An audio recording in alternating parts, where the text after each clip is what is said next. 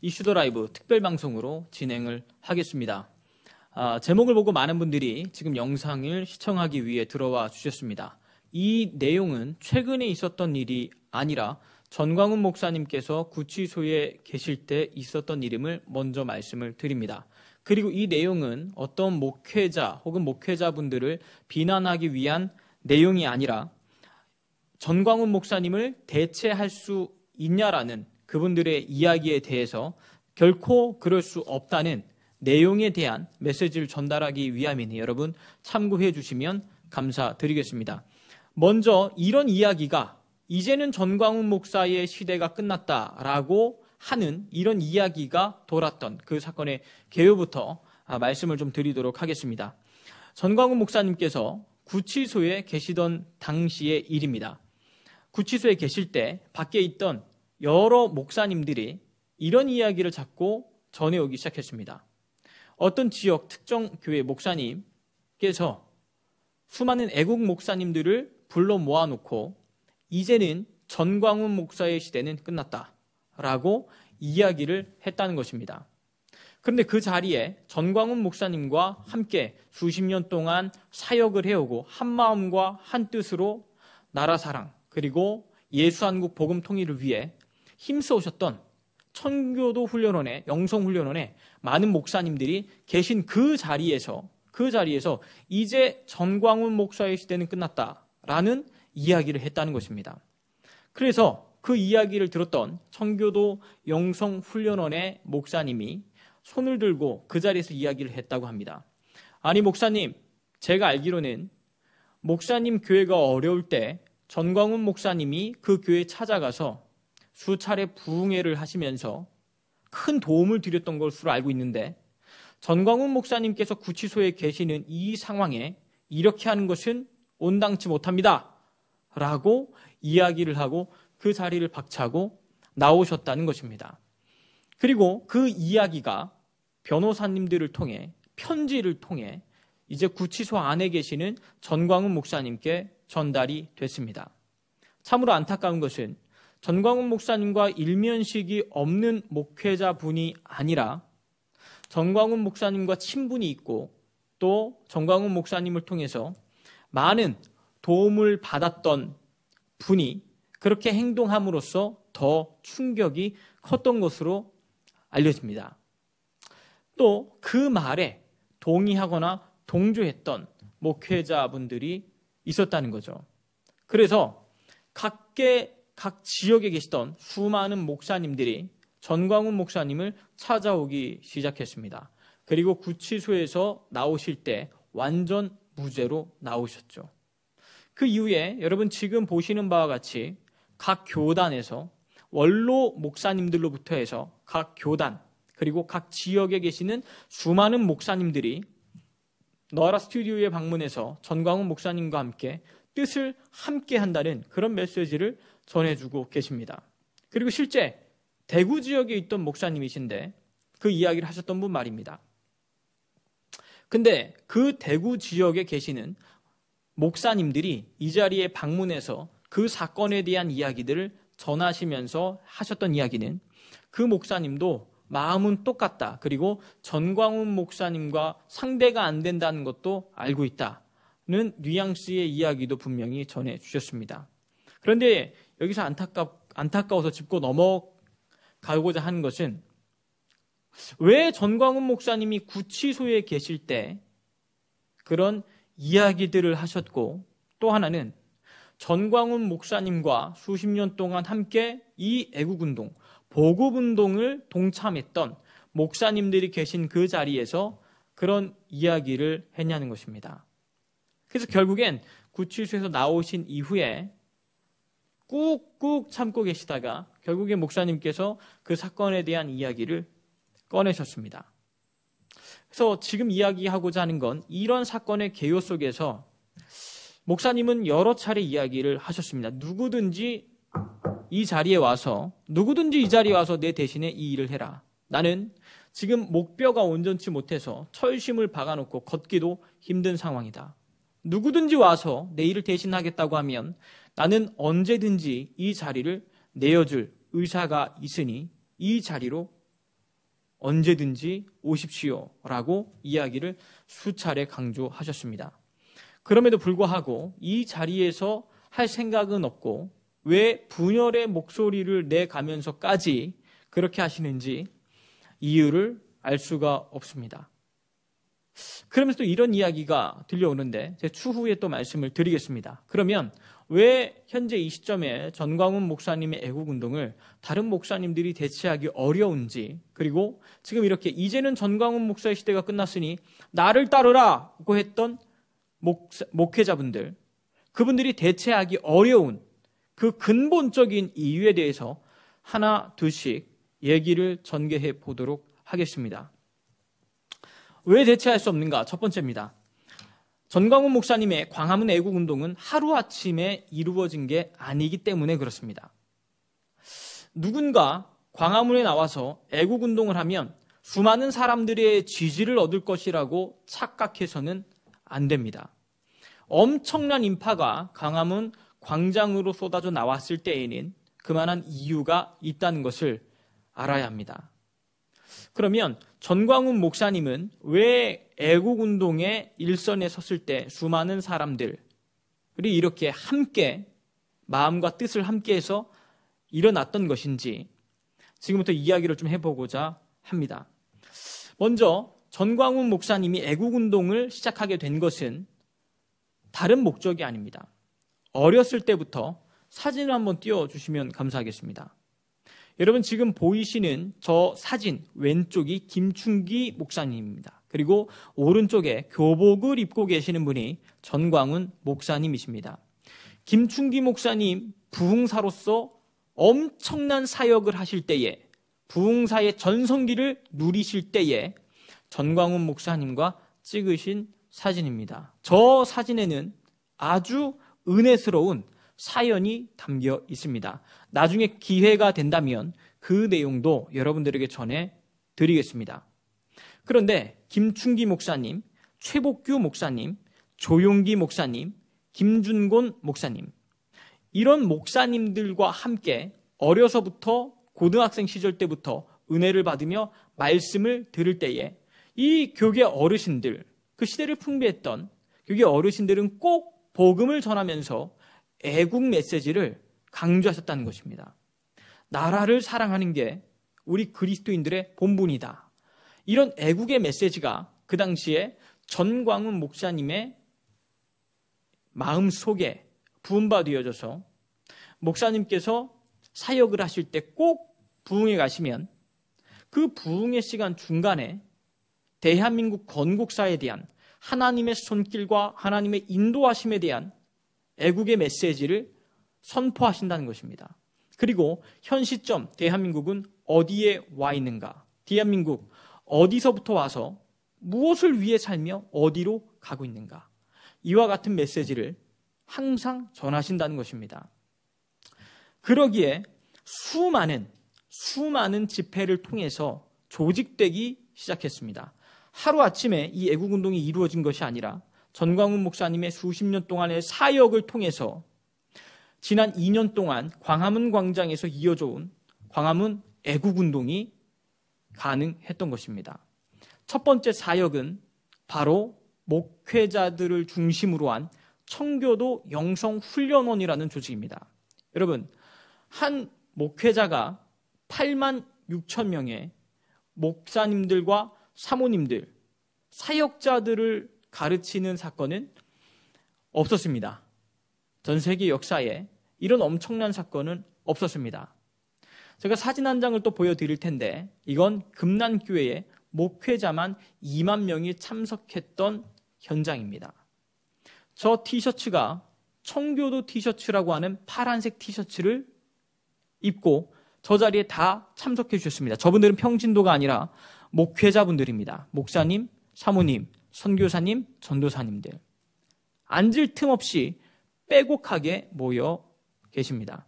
저도 저 자리에 참석을 했었고, 저는 그 당시에 고등학생이라 스텝으로 참석하면서 어르신, 목사님들이, 사역자분들이 입고 계시는 티셔츠와 잠자리 덮을, 담요를 나르면서 저 현장을 보며 정말 놀라지 않을 수가 없었고 저 자리에 참석한 것만 하더라도 엄청난 은혜와 감격이었습니다. 이뿐만이 아닙니다. 또 양수리 수양관에 있었던 사진도 함께 보여드리겠습니다.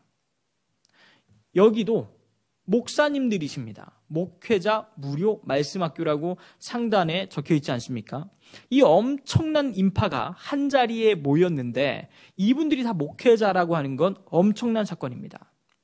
이렇게 8만 6천여 명의 수십 년 동안 목사님들을 상대로 성경을 가르쳐 오셨고 그리고 그 목사님들에게 선배 목사님으로부터 받았던 김충기, 조용기, 최복규 그리고 김중곤 목사님으로부터 물려받았던 애국의 메시지를 목사님들의 가슴 속에 흘려보내기 시작했습니다. 그래서 청교도 영성훈련원이라고 하는 목회자 조직이 완성이 되었고 목사님이 하시는 모든 사역 가운데 청교도 영성훈련원이라고 하는 그 목회자 조직을 통해 성도님들과 그 밑바닥을 꽉 채우고 있습니다. 이런 튼튼한 조직이 밑에서 받쳐주고 있기 때문에 전광훈 목사님의 애국운동은 단순히 광화문 광장에 와서 태극기를 흔들고 예수님을 말한다고 해서 이루어질 수 있는 게 아니다는 것입니다. 하루아침에 광화문 광장에서 애국운동이 펼쳐진 것이 아니라 이미 수십 년 전부터 목사님들을 말씀으로 양육을 하고 선배 목사님들로부터 받았던 그 애국의 뜨거운 가슴을 김충기, 조용기 그리고 최복규 목사님, 김중곤 목사님을 통해 물려받았던 애국의 DNA를 저 자리에 모이신 수많은 목회자분들에게 흘려보냈기에 같은 마음을 품고 지금 자유 대한민국을 지키겠다고 작년 2년 여러분 기억하시지 않습니까? 광야교회 그 자리를 가득 메워주셨던 분들이 수많은 분들이 사실 목회자 분들이었습니다.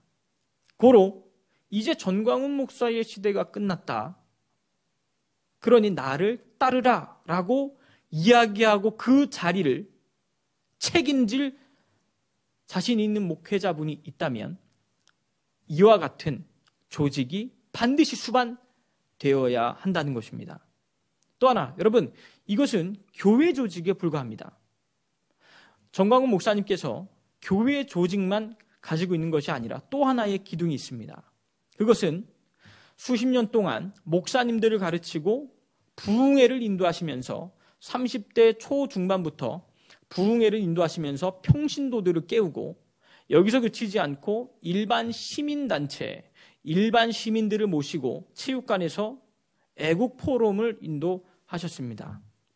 그 사진도 한번 보여드리겠습니다. 다음 장면이요. 다음 장면이요. 다음 장면이요. 다음 장면이요. 다음 장면이요. 네, 계속 넘겨주십시오. 계속이요. 또 다음이요. 사진이 너무 많기 때문에 다 보여드릴 수도 없습니다. 그냥 사진만 이렇게 올려두고 5초에 한 번씩만 넘겨도 몇 시간 동안 돌릴 수 있는 그런 분량의 자료와 사진들이 저희에게 증거로 남겨져 있습니다. 여러분, 일반 교회 세력, 교회 조직만 갖춘 것이 아니라 체육관을 빌려서 일반 시민단체에 계시는 어르신들에게 대한민국 건국사를 이야기하고 국민들을 깨웠던 두 가지 세력, 바로 교회 세력과 일반 시민 세력, 이 두 세력의 기둥이 그 아래 밑바닥을 튼튼히 받치고 있기 때문에 지난 광화문 애국운동이 폭발적으로 일어났던 것입니다. 그러기에 이제 전광훈 목사의 시대는 끝났다라고 말하며 이 자리를 다른 그 누군가가 대체하려면 그만한 수고와 헌신, 조직, 물질, 인력 이 모든 게 동원되지 않으면 사실상 불가능하다는 것입니다. 목사님이 구치소에 계시니까 그 자리를 틈타고 들어가려고 하는 아주 불손한 세력들이 있었던 것을 저희는 파악할 수가 있었습니다. 여러분 절대 속지 마시고 전광훈 목사님을 사칭하여 헌금까지 걷어들이는 그런 불손한, 목회자라고 부르기도 부끄러운 그런 사람들이 있다는 것도 저희가 제보를 통해 파악할 수가 있었습니다. 절대 속지 마시고 여러분 그런 일이 있을 때는 본부로 꼭 전화를 주시고 제보를 주셔서 확인하신 이후에 일을 진행해 주실 것을 부탁의 말씀을 드립니다. 두 번째입니다. 왜 대체할 수 없는가? 일반 교회의 목사님들과 전광훈 목사님의 사역에는 큰 차이가 하나 존재합니다. 일반 목회자분들의 메시지는 죄송하지만 교회의 울타리를 넘어가지 못한다는 것입니다. 교회 안에 계시는 성도님들에게는 전달이 되겠지만 그 메시지가 교회 안에 계시는 성도님들에게는 전달되는 그 메시지가 교회 밖에 있는 사람들에게는 전혀 영향을 미치지 못하기 때문에 이미 큰 세력을 규합하는데 문제가 있습니다. 전광훈 목사님의 메시지는 이런 말들을 참 많이 합니다. 거친 표현을 해서 부담스럽다. 목회자가 왜 이렇게 입이 거치냐.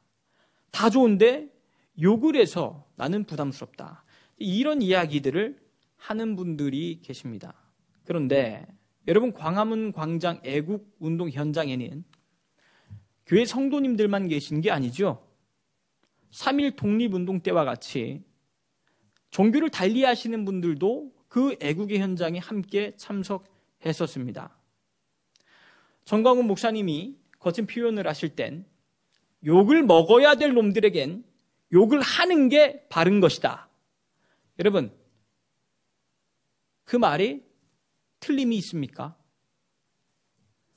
욕을 먹을 놈에게 고개를 숙이고 타협을 하고 이런 게 잘못된 것 아니겠습니까? 권력에 아부를 하고 지금 이 시국에도 정부와 권력에 고개를 숙이고 정부가 예배 드리지 말라고 하잖아 라고 이야기하면서 고개를 숙이는 목회자들이 과연 정의를 외치는 사람들입니까?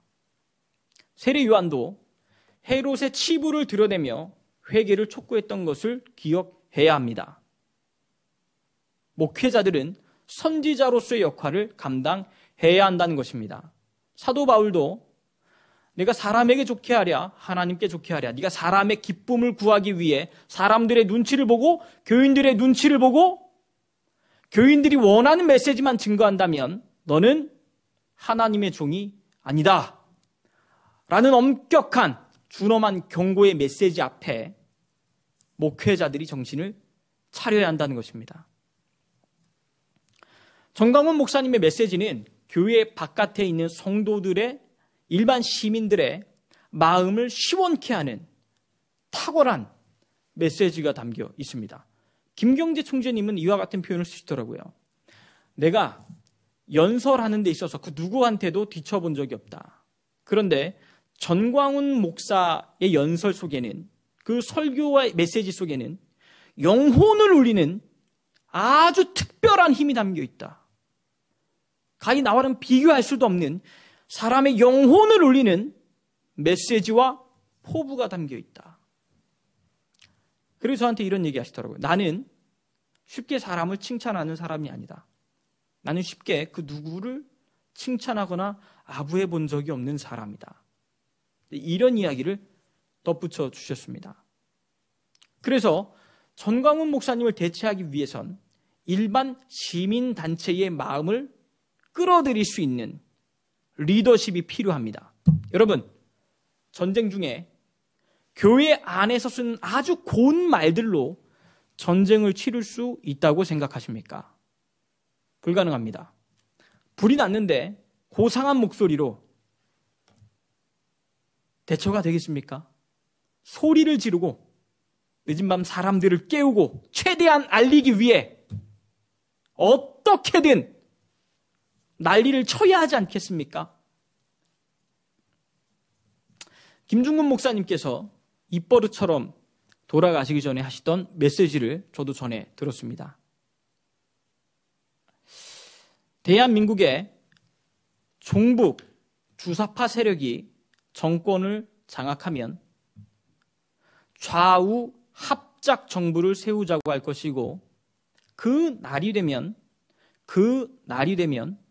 광화문에 있는 이순신 동상은 내려갈 것이며 김일성 동상이 세워질 것이다. 더 이상 대한민국의 애국가는 들리지 않을 것이며 김일성 찬가가 울려 퍼질 것이다.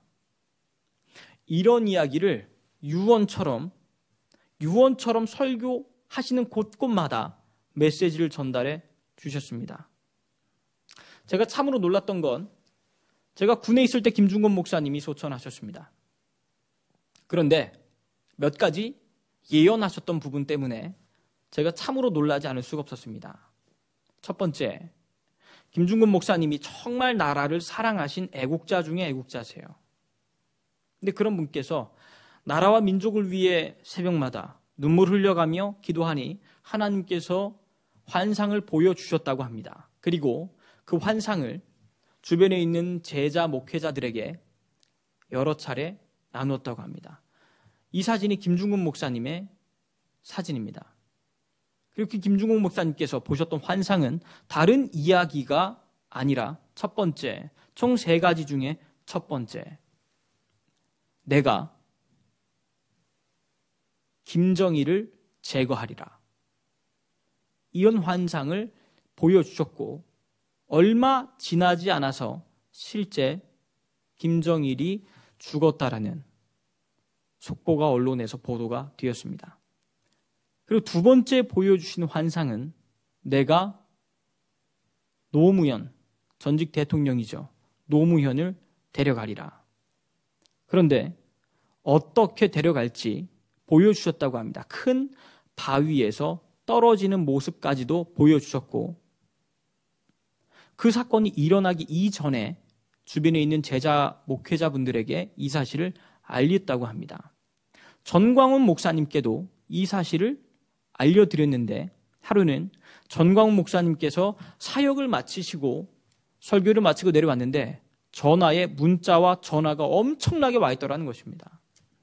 확인을 해보니까 고 노무현 대통령이 자살했다는 소식과 함께 너무나도 놀라셨다고 합니다. 왜? 김중곤 목사님께서 그 이야기를 여러 차례 해주었기 때문입니다.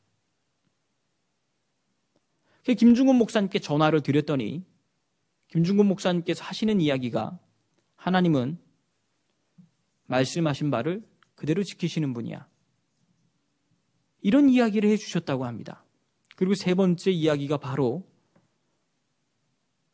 좌파, 종북 주사파 정권이 들어서는 날에는 대한민국이 적화될 것이다. 라는 환상이었습니다. 처음 전광훈 목사님께서 시국선언을 할 때만 하더라도 너무 앞서가는 것 아니냐, 너무 과하게 발언하는 거 아닙니까? 이런 이야기들이 있었지만 그 이전에 김중곤 목사님께서 훨씬 이전에 먼저 외치고 계셨습니다. 그리고 어느 날 새벽 예배를 끝나는 시점 목사님이 기도하시는데 대한민국 끝났다. 성령의 음성과 함께 한기총 대표회장으로서 청와대 앞에 텐트를 치고 시국선언을 발표하셨던 것입니다. 여러분, 그렇게 하면 어떤 일들이 펼쳐질지, 나에게 어떤 고난이 따를지 다 알고 있습니다. 인간은 그런 계산을 다 하고 있습니다. 그럼에도 불구하고 성령의 음성으로 받고 그 일을 추진하셨던 것입니다. 그리고 현재 정말 대한민국이 절체절명의 위기로 치닫고 있음을 우리가 보고 있습니다. 그리고 또 하나는 여러분, 이제는 전광훈 목사의 시대가 끝났다라고 말한 그 목회자, 지금 채팅창에 강정희님이 나는 기독교인은 아니나 전 목사분 시국 예측은 맞았고 팩트다. 이걸 욕하는 자가 빨갱이다. 이제 이런 채팅창을 또 올려주셨습니다. 지금 제가 드리고자 하는 이야기는 여러분, 이제 전광훈 목사의 시대는 끝났다라고 외쳤던 그 목사님과 그 말에 동조했던 많은 분들이 어떤 운동을 전개하는지 살펴보았습니다. 저는 그 운동에 동의합니다. 바로 예배 회복 운동이었습니다. 예배 회복 운동, 너무나도 중요하고 교회가 꼭 회복해야 될 문제입니다. 코로나 시대에 말이죠. 그런데 전광훈 목사의 시대는 끝났다라고 말하고 애국 운동보다는 사실 예배 회복 운동은 교회 종교 운동이라고 밖에는 받아들일 수가 없습니다. 그래서 여기에 문제가 또 있다는 것입니다. 그리고 그 목회자분들이 하는 이야기는 이렇게 예배 회복 운동을 하다가 전광훈 목사님이 뭉치자 할 때 그 D-Day에 함께 모이면 되는 것 아니냐라는 이야기도 하십니다. 그러면 전제 조건입니다. 이런 말은 하면 안 됐습니다. 전광훈 목사의 시대는 끝났으니 이제 나를 따르라. 그런 말을 하면 안 됐다는 것입니다. 그렇게 말을 하고 예배 회복 운동을 하다가 D-Day가 되면 전광훈 목사님 기치 아래 모이자. 이 말이 맞지 않다는 것입니다. 오해가 없으시길 바랍니다. 저는 예배 회복 운동이 꼭 이 시대에 필요한 교회 운동이라고 믿습니다. 너무나도 중요한 사역입니다. 여기서 이야기하고자 하는 건 전광훈 목사님의 시대는 끝났다라고 말을 하면서 일부 목사님들과 모임을 만들고 그렇게 했다면 애국운동의 일선에 나오셔야 했습니다. 그런데 애국운동의 일선보다는 교회 예배 회복운동 쪽으로 힘을 싣고 계십니다. 그 점이 안타깝다는 것입니다. 차라리 그런 말을 하지 않으셨다면 이제는 전광훈 목사의 시대가 끝났다. 이제 그런 말을 하지 않으셨다면 분열의 우려와 목소리가 나오지 않았을 텐데 굳이 그런 표현을 써서 많은 분들이 혼란을 겪고 마음이 상하고 여러분 사실 제일 큰 피해를 보는 건 목사님들을 따르는 성도님들이십니다. 광야교회에서 비가 오나 눈이 오나 그 더운 태양볕에 그 자리를 지켰던 수많은 성도님들과 종교를 달리하시는 일반 국민들입니다.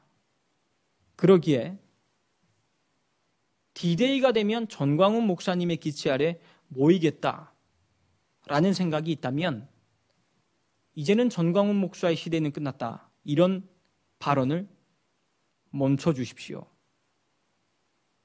이제는 그런 발언을 삼가해 주십시오. 세 번째입니다. 여러분, 교회마다 그리고 사역자마다 사명이 다릅니다. 전광훈 목사님께서 동대문구 답심리에 사랑제일교회를 개척하실 때 하나님 앞에 기도하며 우리 교회가 세워질 때 주님, 우리 교회를 통해 이루시고 싶은 주님의 뜻이 무엇입니까? 라고 기도하며 받았던 말씀은 에스더서 7장 3절에 있는 내 민족을 내게 주소서라는 말씀이었습니다. 그래서 그 당시 입당 예배를 드릴 때에 전광훈 목사님의 동기 목사님들이 오셨고 굉장히 작은 상가 교회에 오셨던 동기 목사님들이 교회 뒤에 걸려있는 내 민족을 내게 주소서라는 현수막을 보고 비웃었다고 합니다. 그럴 수 있죠. 개척교회를 하는데 뒤에 표어는 내 민족을 내게 주소서. 그 동기 목사님들이 우스갯소리로 야, 니네 교회부터 살고 봐라. 이제 이런 우스갯소리를 던지고 가셨다고 합니다. 그리고 세월이 흐르고 10년, 20년, 30년, 40년이 흐르자 그 동기 목사님들이 하시는 이야기. 진짜 전광훈이 나라를 구하고 있다. 40년 전에 동대문구 답심리에 개척교회를 하실 때 주님이 주셨던 내 민족을 내게 주소서라는 말씀과 함께 사랑제일교회의 사역은 민족 복음화였습니다.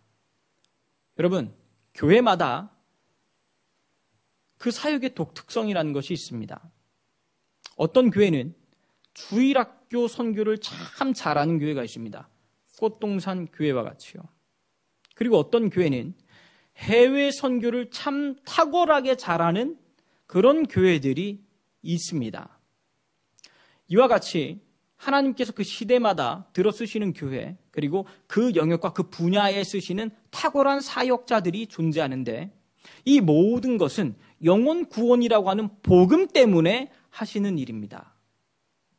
사랑제일교회의 사역은 예수한국 복음 통일이라고 하는 민족 복음화의 사명을 주셨기에 지금 이와 같이 광화문 애국운동을 주님이 주신 복음 때문에 하고 있다는 것을 여러분 꼭 명심해 주실 것을 부탁드립니다. 이 사진이 답심리 개척 시절 때 전광훈 목사님의 모습입니다. 사진을 한번 비춰주시죠. 보시면 동대문구 답심리에 그 개척교회에서 설교하고 계시는 전광훈 목사님의 사진입니다. 그리고 저 옆쪽에, 목사님 옆쪽에 보이는 저 공간이 목사님께서 5년 동안 모든 성도들에게 재산을 다 나눠주고 지나가던 가난한 전도사에게 아파트도 넘겨주고 그리고 가지고 있던 모든 재산들을 성도들에게 다 나누어 주고 무일푼으로 지금 저 옆에 예배 강대상 바로 옆 공간 안에 다리를 뻗으면 다 뻗을 수도 없는 좁은 공간 안에 5년 동안 사모님과 자녀들을 데리고 살았던 그 공간입니다. 설교하고 계신 저 옆편이 말이죠. 저 당시에 30대 초반에 젊은 사역자가 지나가면 답심리 쪽에 계시는 일반 상인들이 이 사실을 알고 이렇게 불렀다고 합니다. 저기 성인 전도사 지나간다. 저기 젊은 성인 전도사 지나간다. 그래서 뉴스엔조이 기자가 수년 동안 전광훈 목사님의 금전적 문제가 있는지, 여자 문제가 있는지 뒤를 캐봤지만 아무것도 찾아낼 수 없었다고 합니다. 그러기에 더 담대하게 애국운동을 하실 수 있는 것 아니겠습니까? 실제 광야교회를 이끌어 가실 때 정부에서 전광훈 목사님께 회유가 있었습니다. 어디에다가 목사님이 원하시는 장소에 원하시는 크기의 교회를 지어드리겠습니다. 그러니 그만하십시오. 그 말을 듣고 여러분 전광훈 목사님께서 회유에 넘어가셨겠습니까? 그럴 수 없죠. 거기에 굴하지 않았기에 감옥에도 여러 차례 가셨던 것입니다. 지금까지 광화문 애국운동을 2년간 끌고 오셨던 것입니다. 벨라체님 소중한 슈퍼챗 진심으로 감사드립니다. 매 방송할 때마다 소중한 슈퍼챗을 보내주시는 벨라체님께 진심으로 감사의 말씀을 드립니다. 마지막으로 네 번째입니다. 그동안의 애국운동과 전광훈 목사님의 애국운동은 본질적으로 다릅니다. 전광훈 목사님의 애국운동에는 건국정신, 이승만 정신이 그 안에 담겨 있기 때문에 그동안 일반 시민단체가 외쳐왔던 애국운동과는 본질적으로 다르기에 하나님께서 이 일을 밀어주시고 있다는 것입니다. 끝도 없이 외쳐오셨습니다. 계속해서 반복해서 외쳐오셨던 애국운동의 4대 기둥, 대한민국의 건국정신, 자유민주주의, 자유시장경제, 그리고 한미동맹, 그리고 핵심인 기독교 입국론. 이승만 대통령이 끊임없이 외쳤던 이 건국의 4대 기둥을 전광훈 목사님께서 외치고 계십니다. 다시 건국정신으로 돌아가자. 대한민국의 건국을 일으켰던 그 기독교 정신, 그 복음운동으로 돌아가자. 그 이야기를 하고 있기에 이 운동은 보이지 않는 손이 뒤에서 밀고 있다는 것입니다. 그 집회 현장을 여러분들에게 다시 한번 보여드리겠습니다. 2019년 8월 15일 이승만 광장의 탄생을 알렸던 8.15 집회입니다. 비가 오는 날에도 엄청나게 많은 인파들이 이 자리에 찾아오셨고 애국의 목소리를, 눈물의 기도 소리를 이 자리에서 외쳐주셨습니다. 다음 장면입니다. 2019년 10월 혁명의 시발점이 되었던 10월 3일 집회입니다. 엄청나게 많은 인파가 광화문 이승만 광장에 모여서 아주 큰 일을 해냈습니다. 이 사건 때문에 조국이 내려왔었죠. 주사파들이 벌벌 떨기 시작했던 순간이었습니다. 다음 장면입니다. 10월 9일, 일주일도 채 지나지 않았는데 모두가 불가능하다 말했습니다. 10월 3일 그렇게 엄청난 인파가 모였는데 일주일도 채 지나지 않은 이 시점에 또 그만큼 사람들을 동원하고 그 많은 사람들이 모인다는 것은 불가능한 일입니다. 주변에 있는 측근들도 다 반신반의했습니다. 그런데 실상 10월 9일이 되자 더 많은 인파가 모인 기적의 집회가 되었습니다. 엄청난 인파들이 함께 모여 감동의 물결을 이루었습니다. 다음 장면입니다. 10월 25, 26일 이때는 1000만 철야 대회를 선포했습니다.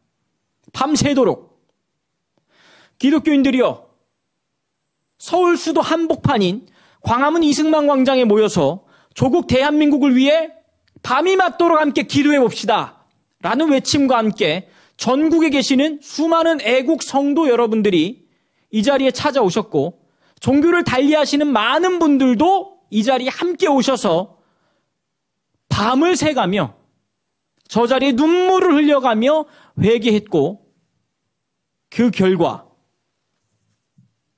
국민들이 이제는 서서히 깨어나기 시작했습니다. 놀라운 역사의 현장이었습니다.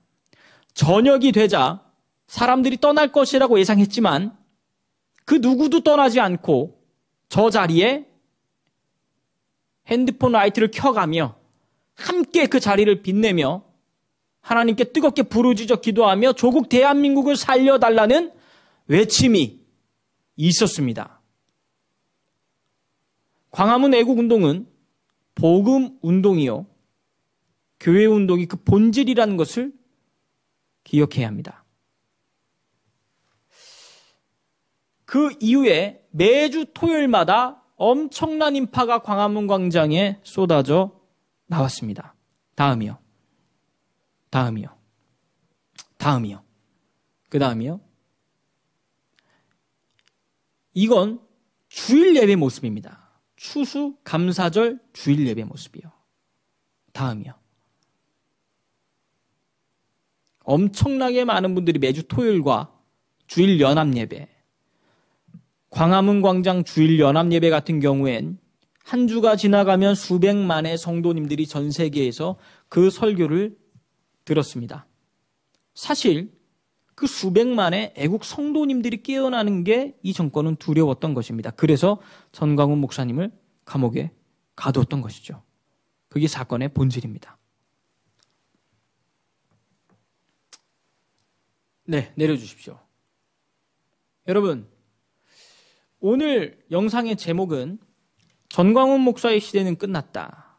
그러니 이제 우리가 일어나야 된다. 이런 이야기들을 통해 이 애국운동을 자꾸 분열하고 있는 그런 목회자분들에 대한 이야기였습니다. 그리고 더 본질적으로는 대체할 수 없다. 그 이유에 대한 한 4가지 주제를 간단하게 생각나는 것 4가지 정도만 여러분들에게 지금 전달을 해 드렸습니다. 더 많은 아주 구체적인 지금 여러분 시간이 없어서 다 말씀드리지 못한 여러 가지 이유들이 더 있습니다. 여러 가지 이유들이 있습니다.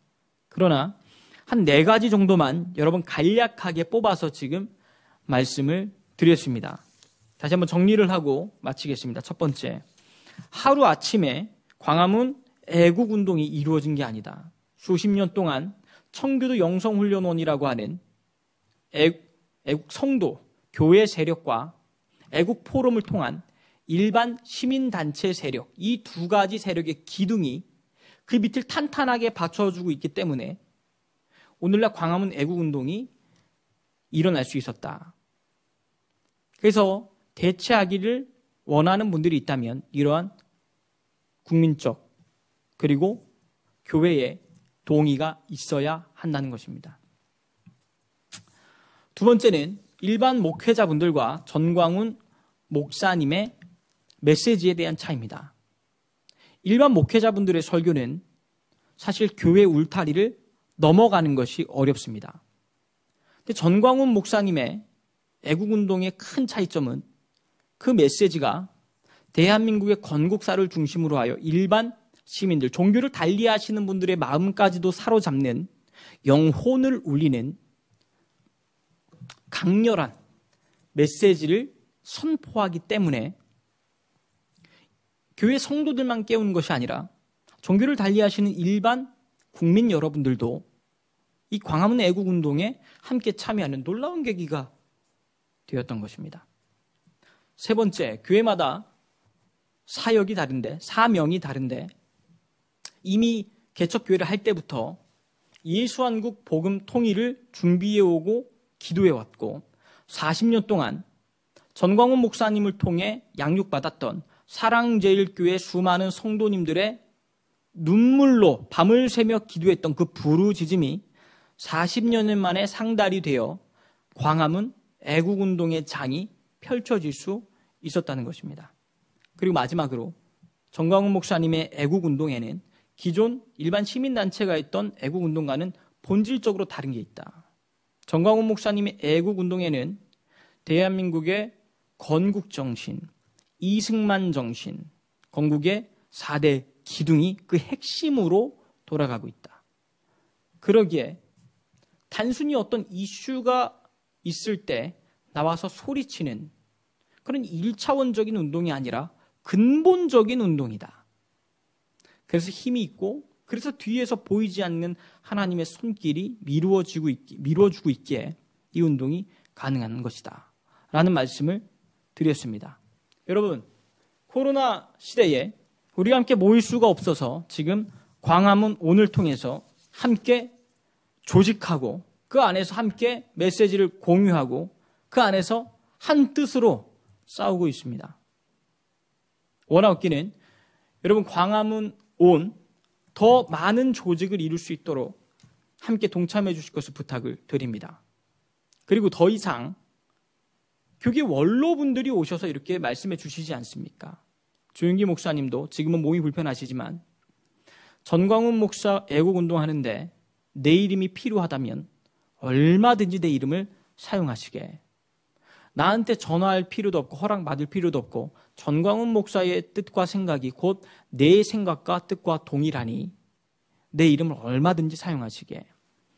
그리고 길자연 목사님, 이용규 목사님, 쥐동 목사님 이런 각 교단의 원로 목사님들로부터의 동의를 얻고 김중곤 목사님이 명령하고 지시하신 대로 이 애국운동을 이끌어가고 계십니다. 이 모든 조건들이 충족될 때 이런 광화문 애국운동이 폭발할 수 있는 것처럼 아무나 와서 할 수 있는 자리가 아닙니다. 그러기에 더 이상 대한민국을 세우기 위해 힘쓰고 애쓰고 있는 전광훈 목사님과 그리고 광화문 애국 성도님들을 상처 입히는 그런 발언을